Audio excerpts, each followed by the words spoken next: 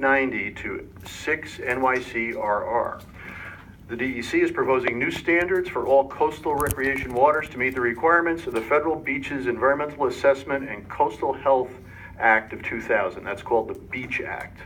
And to reclassify certain Class 1 waters consisting of Upper New York Bay and a portion of Lower New York Bay to further enhance water quality in the area. The meeting this afternoon will consist of a presentation by Scott Stoner. Scott is the chief of the Standards and Analytical Support section of the Division of Water of the DEC. And we're also joined by the Bureau Director of the Water Management and Assessment Bureau, Jackie Lendrum. Scott's presentation will start in just a couple minutes, and you're welcome during that presentation to offer clarifying questions about the slides and about the topics that Scott is discussing at that time, and we'll try to keep those relatively brief and contained. And then if you do have broader questions that come out of the discussion, we'd like to hold those until the end and continue with the discussion at that time. Before we get started, are there any questions about our process? We'll be talking about this is the first of 2 public information sessions. There'll be another one in our Region 8 office in Avon on Thursday of this week. And then we'll be back to Avon then on June 5th for a hearing, and then we'll be back in this room on June 7th for a hearing as well. And I encourage everyone to pick up one of these half sheets that you can see on our registration table because it does contain information about providing comments on the hearing. It directs you to where you can read all of the project documents regarding this that you may want to do, and there are several. And as I say, it tells you how you can provide comments. If you didn't sign in, we would love to, on your way out or a little later, if you would swing to the registration table and sign in, that would be great. We'd love to know everybody that did come out today. So, any other notes before we start? Any other thoughts? Okay, then I'll turn the microphone over to Scott. Thank you, Scott. Carl, thank you very much. Can everyone hear me okay? Okay. Sometimes my voice gets a little gravelly, and if you can't hear me, please, particularly in the back, somebody just yell out or raise your hand, and I'll take a slug of water and try to turn it up a notch. So, in terms of seeing the presentation, do you want the lights off in the back? It's sort of all or nothing. No. Yeah, if we could do. Yeah, there's a dimmer on the wall, but it doesn't work. So, as Carl said, this is a public information meeting. This is for us at DEC to present some of the highlights of the proposed rule that's out now for public comment. We really seek and want your comments on this rule. This half sheet that Carl mentioned has the information on the upcoming public hearing and on how to comment, where to submit comments to, and it's open for public comment until midnight on June 12th. So again, we welcome your questions today, and we look forward to receiving your comments if you choose to comment officially on the record. All of the information, the official information about this proposed rule is in the New York State Register on March 21st, and also is on the DEC website. If you just search, well, there's a link on the half sheet here, or just search for proposed NYSDEC rules, and you'll pretty easily find this one. So over about the next maybe 20, 30 minutes, I'm going to just hit some of the highlights of what we've proposed. And then, again, as we mentioned, if you have some kind of quick clarifying questions as I go through, do feel free to stop me. The official proposal is what's on the website and in the state register. Again, I'm going to hit the highlights. When we get to the questions and answers, if you want a formal, official answer to something, please submit it as a formal comment. But having said that, I will do my absolute best to answer your questions today, or take them back and get back to you. So.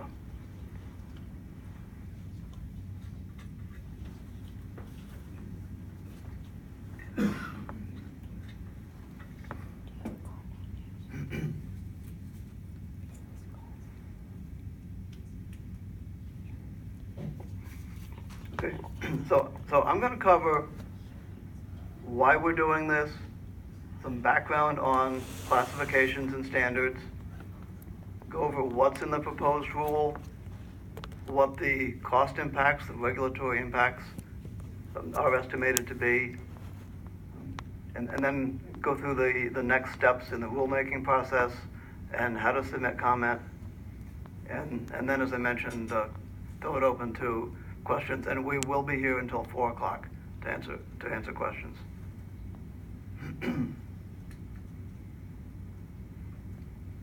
So as Carl indicated, the main purpose of this proposed rule is to meet the requirements of the Federal Beach Act of 2000, and that was a federal law passed by Congress to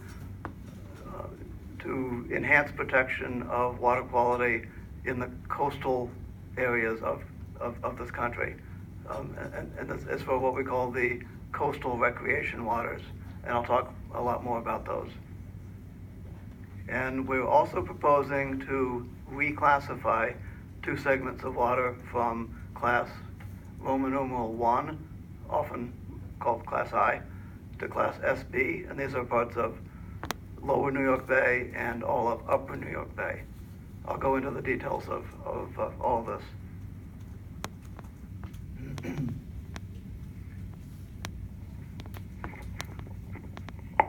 One second. Oh, it's just better. So we use the term coastal recreation waters a lot.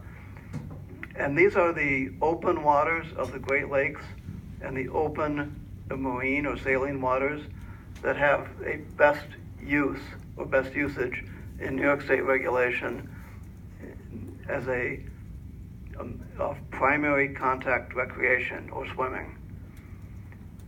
And they are waters of class SA, SB, the several A classes, and class B.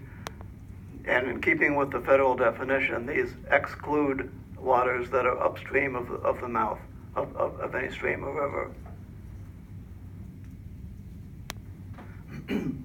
So examples of waters that are not considered coastal recreation waters are the inland lakes, such as the Finger Lakes, Lake Champlain, Lake George, all upstate, the Hudson River and the East River. The Hudson River north of the Battery is not a coastal recreation water, nor is the East River, or the Harlem River, or Gowanus Canal, Kill-Van-Kull, Arthur Kill, and other upstream, other non-open upstream waters here in the New York City area.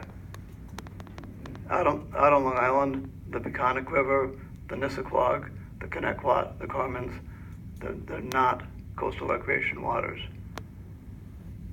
nor is the Niagara River. Yes, sir? Despite its name, the East River is a tidal strait. So is DEC saying this is, in fact, a river? Is that how you're defining it? It's not an open water. We draw the line at the Battery, an east-west line, right at the Battery. But why is the line drawn there? Because it doesn't meet the federal definition of a coastal recreation water. It's the definition is in federal law, and I mean, to us the East River is a river, and I'll get to the maps in a second, which might help, but it's Long Island. We count coastal recreation waters as the Long Island Sound, up to, as far west as the Thorgs Neck Bridge. And so any of the East River that's, I'm not sure it's the East River, any water that is east of the Thorgs Neck Bridge is open. It's an open water. It's, we interpret it as that being a coastal recreation water. Again, we do not consider the Hudson River north of the Battery, nor the East River. And we've gone through these waters kind of water by water with EPA and have an agreement as to interpretation of that definition in federal law.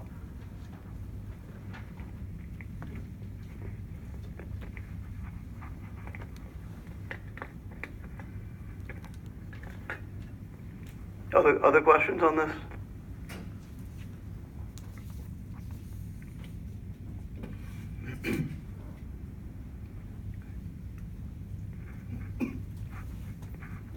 So, pardon me. Turning first to the coastal recreation waters of the Great Lakes, from left to right here, we have Lake Erie. It's Class A special. And then Lake Ontario, it's Class A, and these little yellow marked areas here are little embayments, but they're open. They're not rivers, and these are all considered coastal recreation waters. And these maps are also on the easels to your right up there. Of probably greater interest here to most folks in the room, take a look at the marine coastal recreation waters. The Peconic Bay, the ocean, the Great South Bay, Murchis Bay, Shinnecock Bay, Mecox Bay, Peconic Bay, Gardner's Bay, Long Island Sound, and these various embayments up to the Thorgs Neck Bridge. And then down here, Jamaica Bay, but only the open waters of Jamaica Bay, not the tributaries of Jamaica Bay. Raritan Bay. And then if you look right across the Battery here, so the Hudson River north of the Battery, it's not a coastal recreation water. The East River, the Harlem River, the Arthur Kill and Kill Van Kull.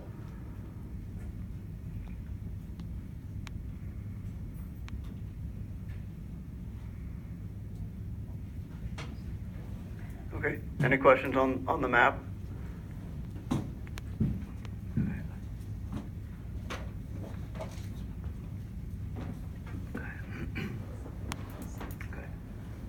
A little background on surface water classifications. Waters are grouped into classes with so-called best uses or best usages set for each class, and the best uses include source of drinking water, swimming or primary contact recreation, boating or secondary contact recreation, fishing, and harvesting of shellfish for market purposes.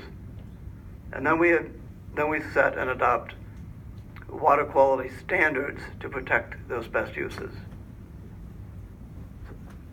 So the uses are in the classifications, and then the standards are set to protect those uses. Okay? Taking a look at the freshwater classes.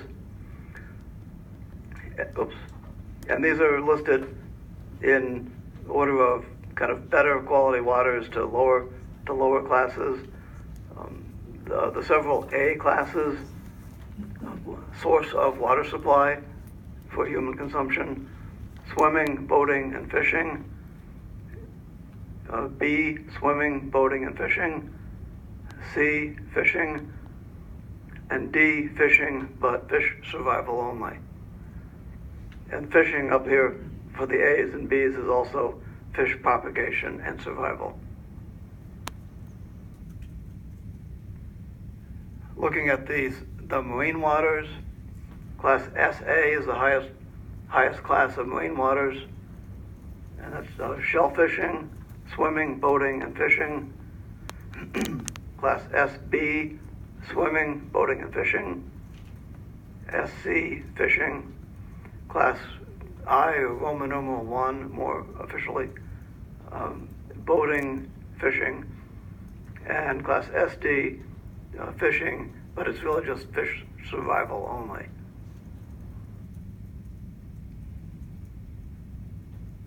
Any questions on the marine water classifications?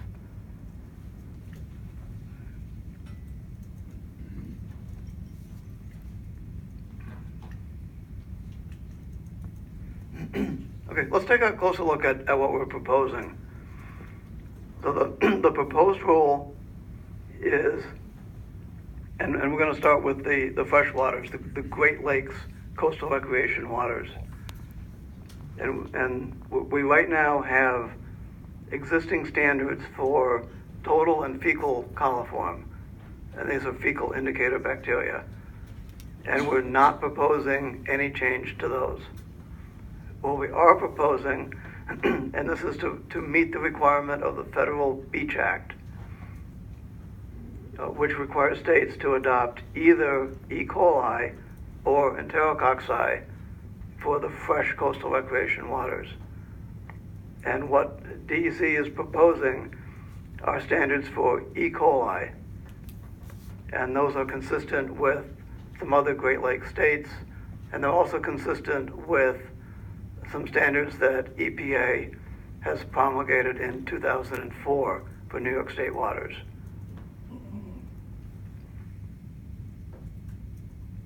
Oh, and one thing that I forgot to mention at the beginning, it's either up there now or will be at the end of today or tomorrow. This presentation will be posted on the DEC website in the section for this proposed rule, and these maps are already posted on that site as well.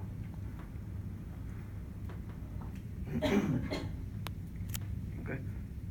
So again, for the Great Lakes coastal recreation waters, we're proposing E. coli, and everything about this proposal is entirely consistent with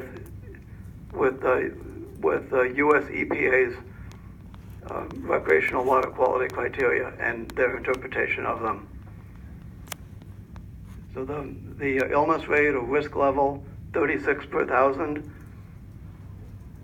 and then we're proposing the standards themselves, a geometric mean or GM of 126 so-called colony forming units or live organisms per 100 milliliters, and a so-called STV or statistical threshold value of 410.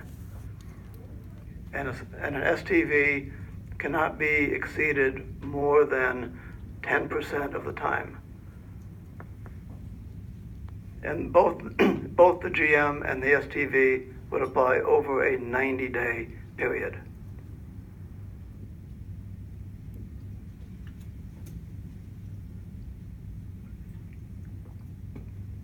Any questions on that? Okay. Yes? Why a 90-day period, not 30, like we currently have for geometric means? Like what? Like the beach management right now is a 30-day, we're also rolling 5 samples in 30 days. Why go to 90? Okay. Let me draw a distinction between kind of beach management that you mentioned and sort of overall water quality management. These are ambient water quality standards, and they apply to the whole waters. And the Beach Act also has a portion of it that applies to actual bathing beaches, and actual regulated bathing beaches are covered by New York State Department of Health regulations, and they have their own and implemented by local health agencies such as the New York City Department of Health and Mental Hygiene, or Westchester County Health, Suffolk County Health, Nassau County Health, and they do they do the actual sampling and monitoring right at the bathing beaches, and you know they may have different averaging periods or different numbers, but these are for kind of almost season wide averages or STVs to ensure the overall water quality of the waters, which may include individual bathing beaches as part of them. So can you just explain how this criteria, the update to this criteria, is going to interface with the Department of Health criteria and current beach management practices, if at all? They're really separate. You know, and it's a different agency, so I don't really want to tread too much into the health department area. But you know, we in DEC set the ambient water quality standards to protect the overall water quality, and again, the health department in their state sanitary code set the actual bathing beach standards. I mean, we ensure overall water quality through using these, our ambient water quality standards, and would use, if these are adopted, standards to control and limit discharges through discharge permits, and we would use them in the assessment and monitoring of waters. The local and state health agencies would use their state sanitary code bathing beach standards to monitor the health at individual bathing beaches and make beach siting, beach opening, beach closing determinations. So they're not updating, Department of Health isn't updating as part of this process? They are kind of monitoring what we're doing, and they are considering what approach they're going to take. Any other questions on this?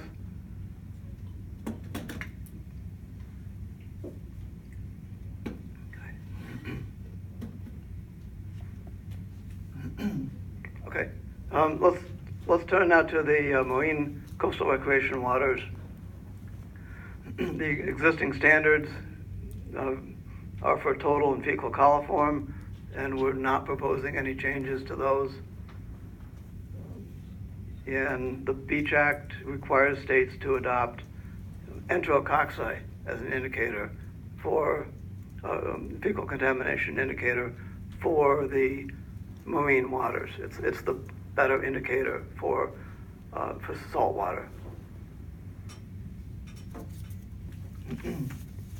So we are proposing, wholly consistent with US EPA, we're proposing enterococci standards, the same risk level as for freshwaters,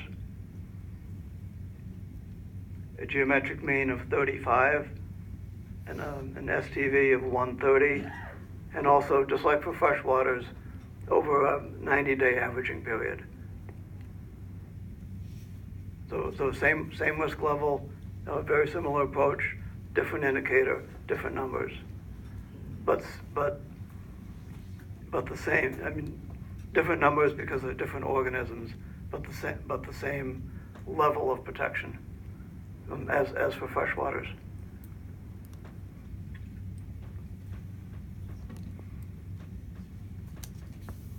Yes, sir. Is there a minimum sampling frequency associated with this? That's a good question. For the existing, for some of our existing coliform standards, there is, but the EPA 2012 recreational water quality criteria, which is what we're following, and what the Beach Act requires us to adopt for E. coli and enterococci does not have a minimum number of samples. How can the STV be measured consistently without a minimum?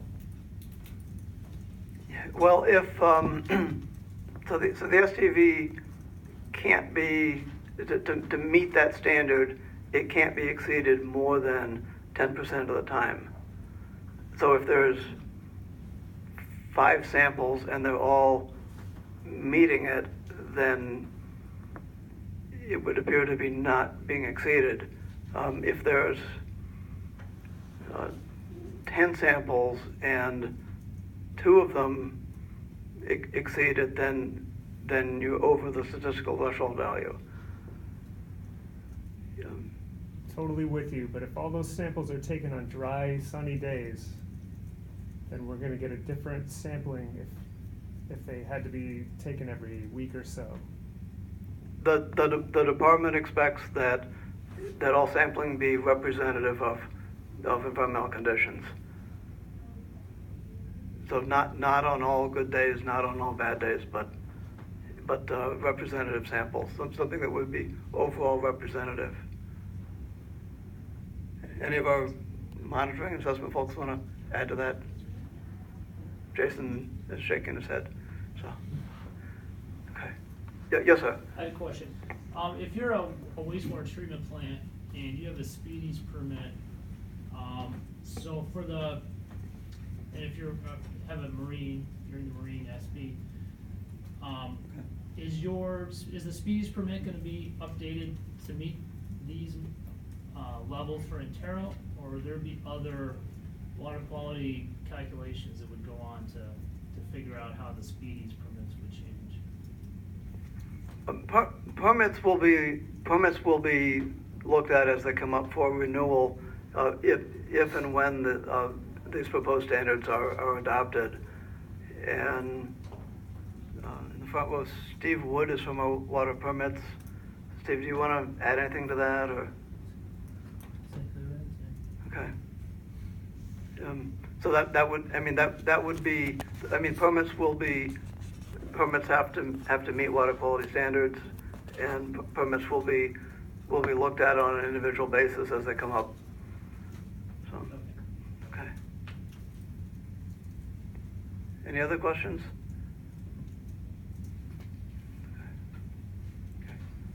Okay. Another part of the proposal, as I mentioned, is to reclassify the class 1 waters of a portion of New York Bay, specifically part of lower New York Bay and all of upper New York Bay. So we're going to look at where these waters are, what's their current class, what's their proposed class, what does this mean, and why are we proposing this? Some of this we've already covered, but in terms of where the classifications are in our regulations, they're in Part 890 of 6 NYCRR, and that's available on the DEC website. So item 6 is Upper New York Bay, and item 4 in the regs, and I'll show you a page of the regs in a couple minutes, is part of Lower New York Bay. And these are currently class Roman numeral 1 waters, and as I mentioned earlier, the best uses are boating and fishing, and the proposal would upgrade them to class SB. Best uses would be primary contact recreation or swimming, boating and fishing.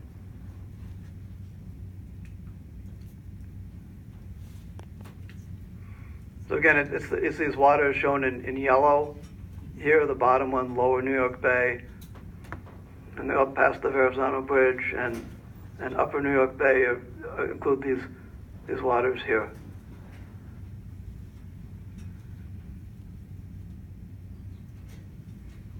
Any questions on this?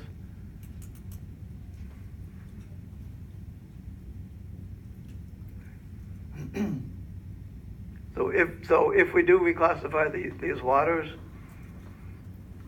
there would be a change in the best use to include swimming. And it would also bring these waters under the definition of coastal recreation water and under the requirements of the Federal Beach Act. So the same enterococci standards that we're proposing for the other coastal recreation SB waters would also apply to these reclassified waters. And a more stringent standard for dissolved oxygen would apply as well. We have an existing standard for DO for the Class 1 waters, which is less stringent, less protective than the DO standard we have for Class SB waters. Pardon me. So when we upgrade the classification of a water, the water quality standards for the new class would then newly apply to the waters that are being upgraded.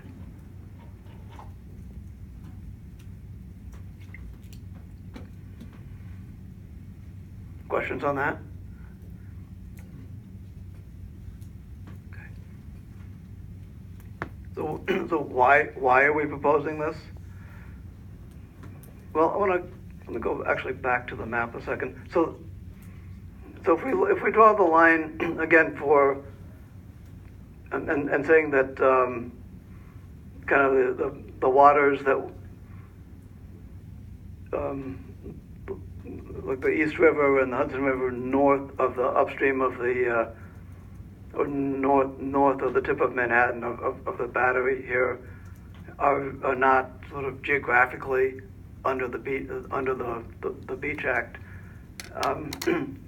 These waters are not, these yellow Class I waters are not under the Beach Act either, but only because they're not Class SB or SA.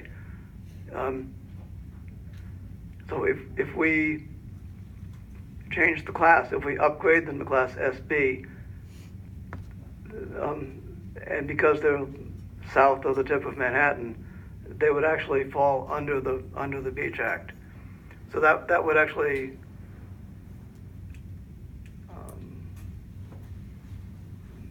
so that would bring a large swath of waters under the coverage of the Federal Beach Act and give them the best use of primary contact recreation. Based on Harbor Survey data, the water quality in these waters has dramatically improved since 1985. And they're also adjacent to numerous public beaches they're not within those waters, but they're very close to. They're just south of those waters. Beaches including Coney Island. Questions on that?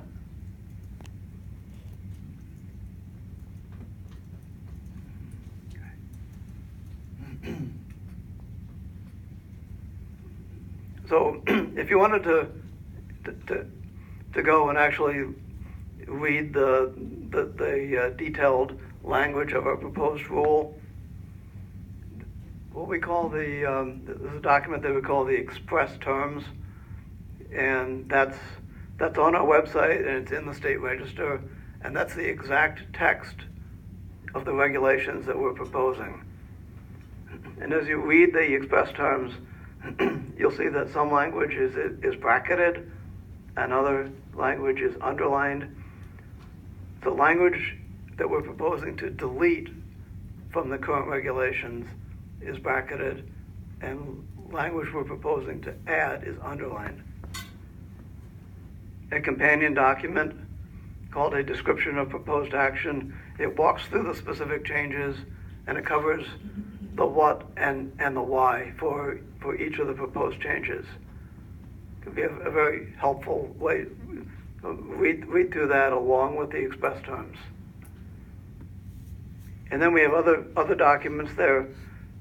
The RIS, or Regulatory Impact Statement, describes the potential economic impacts of this rule.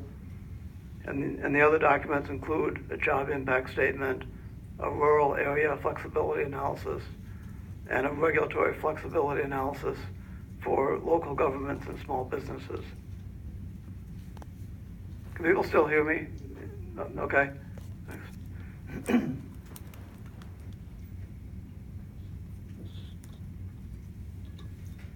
You definitely don't need to try to write all this down because it's all in the state register and all on our website.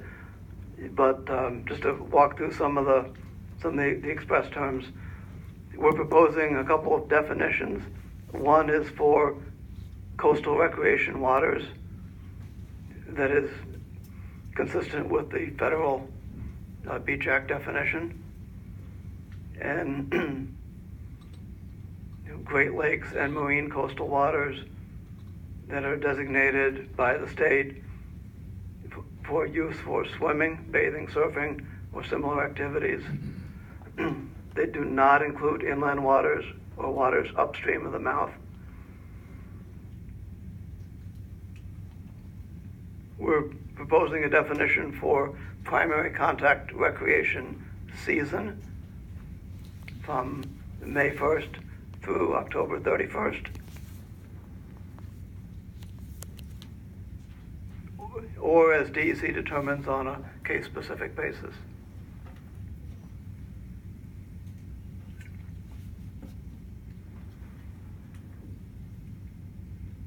In Part 703, 703.4 is the actual proposed language for the enterococcii standards. And on the left column here is water classes, and it's coastal recreation waters of class SA and SB. And it talks about the 90-day period, the 35 geometric mean, and no more than 10% of the samples in 90 days exceeding 130. That's the STV. So that's how the language would appear in the actual regulations. Yes? Is there for the recreational season that you define, is there a connection between that time period and when these new standards are applied, or will these be applicable 12 months out of the year? Oh, I swear I didn't plant this question. It's coming right up. Okay. I'll get right to it, okay? And then just for the Great Lakes, the E. coli, and again, it's coastal recreation waters of the classes A special, AA special, and B, 90-day period, 126 as the geometric mean, 410 as an STV. Okay. And then we talk about which actually gets right to your question, the applicability. For class SA waters, which are shellfishing waters, the standard applies, the new standards would apply year-round. And for class A waters, they would also apply year-round. And for SB and B, coastal recreation waters, they would apply during the defined primary contact recreation season, and in any other instance where the DEC determines it's necessary for them to apply to protect public health or to protect human health. And I'll also note that New York City wastewater treatment plants are required to disinfect year-round. Yes? I've got a question in regards to the map that you showed, Long Island Sound. Mm-hmm. So those are classified, I mean, the legend says class SA and SB. Mm-hmm. So is there, how do we differentiate which is which of those waters? Which is class SA and which is SB? Which is SA and which is SB? Yeah. Going back to that one real quick. Okay.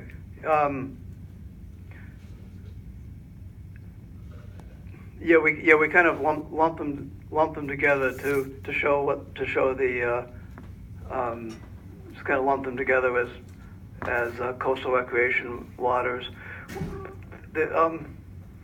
In our regulations online, it goes all through and lists every piece of water in the state and its current classification. And if you contact us, we can break that all out for you. Okay. Yep. So you in the front row, you had a question. Yeah, so the department can make case-by-case determinations to change the dates that apply to the recreational season. Does that mean that the department can shorten that recreational season?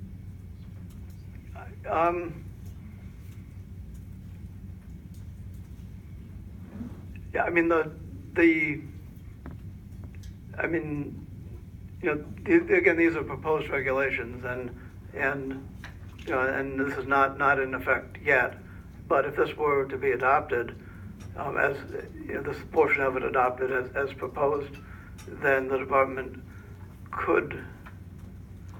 Well, let me just say that this is out as a proposal, and if you have thoughts about that particular part of the language, or any part, I urge you to make a formal comment on it. And outside of the recreational season, Mhm. are there any Entero standards that apply to those waters? Well, right now, DEC does not have any E. coli or Entero standards for any waters of New York State. But outside of that, for May 1st, if this were to be adopted, then outside of May 1st to October 31st, and if it's an SA water, then the Entero standards would apply year-round for the SA waters. This would only be for the SB waters. But is So that? you use two different measurements depending on the time of year for the same body of water? Well, the Enterococcus standard would not for an SB water would not apply outside of the contact. Outside of the primary contact recreation season. And New York City wastewater treatment plants again have to disinfect year round, but the Entero standards would not apply. What, Yes. I mean, how does from the EPA, do they do this differentiation between different times of year? Or is this a interpretation that DEC is adding to that? To me, it just seems like very complicated to have multiple kinds of standards based on different kinds of years. I think even the classifications, like the earlier question about why the East River is not considered part of it, I'd like to get into that further as well, but it just seems that there's a lot of different standards being used, and I'm curious as to what the actual EPA baseline is and how that's being applied here. Okay, let's come back to that one in the Q&A. Okay. Okay. Can you hang on to that question, please? Sure. Okay, thanks.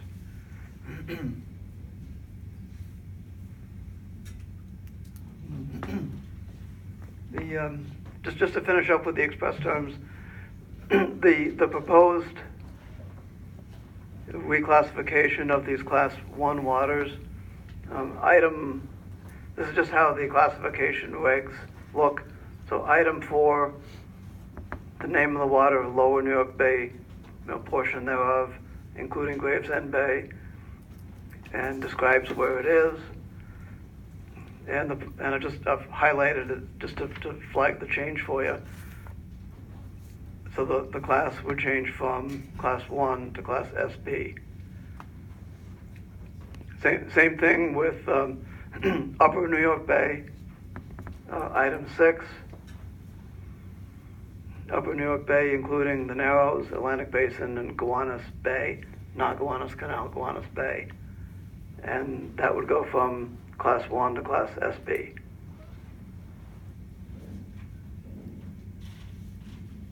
The last part I want to cover is the regulatory impact analysis that we did. And we're required by state law to conduct a regulatory impact assessment of any rules that we're proposing. And again, just what we looked at is the proposed adoption of enterococci standards, E. coli standards, and the proposed reclassification. So we looked at all three pieces when we did the regulatory impact analysis. And in that analysis, we looked at state pollutant discharge elimination system, or SPEDIs, permits that discharge to those waters. And for each of those permits, we asked the question, if the new standards were adopted or the waters were reclassified, would discharge limits need to change? And if so, would it cost the discharger anything? In the Great Lakes, for the proposed adoption of the E. coli standards, there was 16 municipal wastewater treatment plants that discharged to those waters, and those existing 16 plants can meet the proposed standards without significant adjustments. So there's no significant cost to those discharges in the Great Lakes. For the marine waters, we lumped together looking at the adoption of the entero standards and the reclassification, which would carry the new enterococcus standards. 29 municipal wastewater treatment plants and 4 private commercial or institutional facilities discharged to marine coastal recreation waters. And total of 11 facilities would incur capital costs totaling $55 million. That's total, that's not per facility. Oh, pardon me. And all 29 facilities would incur increased operation and maintenance costs totaling $14 million per year. Again, that's not per plant, but total for the 29 facilities. Any questions? Yeah, yes. I think you had answered before the plans, it would be SPEDIs notification based on I'm sorry? You had said before that the SPEDIs would be based on renewal and how they, in individual cases.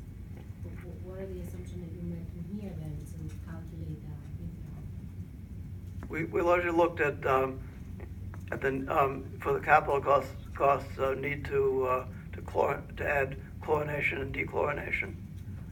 To meet a calculated water quality based on the water quality standard? Steve, can you help out with that one, please? Sure, I think it's kind of described in the RIS, it's written more clearly, but it was basically based on the fact that we have an existing TRC standard that chlorinators would have to meet. So if, I think in the RIS it talks about how we would meet that. So in the RIS it says that a potential increase in dosing may have to occur. So we just assume that if there's an increase in dosing, then we'd have to meet an existing standard. So that was based on that. Yeah, the RIS goes more into the methods that we use to determine whether or not and how much a regulatory impact would be for these facilities, and urge you to take a look at that, and if you have further questions, particularly for any specific facilities, to post that as a comment official comment on the proposal, and we'll address it. I have a question. Yeah, yes. Does this analysis include the potential impact on the CSO-LTCPs in these water bodies? As explained in the RIS, the department does not believe that there will be any impacts on the CSOs, or any change in the long-term control program needed from this proposal. The RIS goes into that more articulately than I can try to recreate it up here. Thank you. Okay. Other questions? Okay.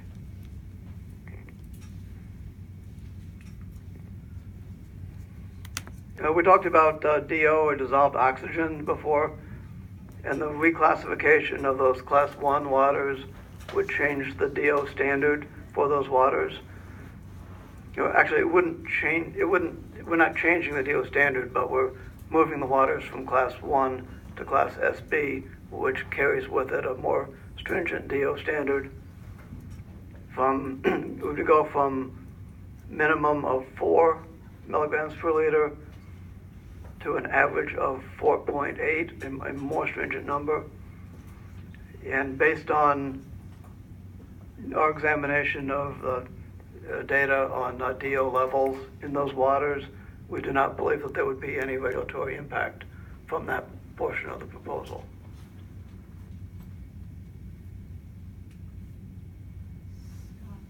Yes.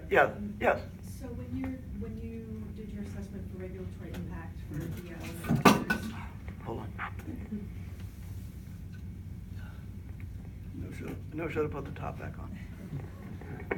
was that assessment just based on looking at that target recreational season? So, like we know that DO levels are worse in the summer. Is your assessment just that rec season, or was it year round, or what is that based on? Yeah, it was year round. But your off recreational season, were you looking at the new year round through the lens of if the new criteria was applied 12 months out of the year, or there's a different criteria you looked at in the non-recreational season months? Well, you're just talking dissolved oxygen? Yeah, or just your approach to assessing impacts in general. I mean, it's different. I mean, dissolved oxygen, that applies year round, and we looked at we looked at data for those waters, year round data, and again, based on our examination of those data, we do not believe that there would be any cost impact from that. As to the seasonality of enterococcus discharges, I mean, the methods are in the RIS. Steve, did you want to add anything on that, or? Not sure that I don't know what I would add. So you just assessed attainment for entero in the recreational months as well? That's what your assessment is based on? I'd say we assess the impact based on the disinfection season that's currently required, because it's not really changing per se, it's just being explicitly defined for SBs and Bs. So for A's, the disinfection season's already year round, and for Bs, it's seasonal. So it's, we looked at comparably in that. One more question? Of course. So I'm trying to wrap my mind around the 90-day average for SB waters. Mhm. What happens for the months of May and June? Are they so the monitoring has to start in March, actually February. For May 1st, for 90-day average, it's going to have data going back to February, March, April, right? I mean, we're monitoring for what? For permits, or for what? For compliance. I mean, how do we know that the water quality meets the standard on May 1st? What data do we use? I mean, we would need to look at. We would compare it. You need to compare it to a geometric mean over 90 days, or a statistical threshold value over over 90 days. And, I don't know, monitoring So folks. there's a difference between a water quality standard and a permit limit. So I think your question is more about how do we assure compliance with the permit limit, and as we said, we'll handle that as each permit comes in through approval. So if we were assessing a water body to see if it's meeting the standard, Right. then that's where we have to have that, the 90 days worth of this. We wouldn't necessarily do an assessment on May 1st. We would collect 90 days worth of that data. So I think that's an important distinction between an assessment of the water body versus permit compliance. Okay. Okay. Other questions? Yes. Why did DEC select a 90-day geometric mean as opposed to the 30-day geometric mean required in the, by the EPA standards, the 2012 recreational standards? The 90-day is fully consistent with EPA's position.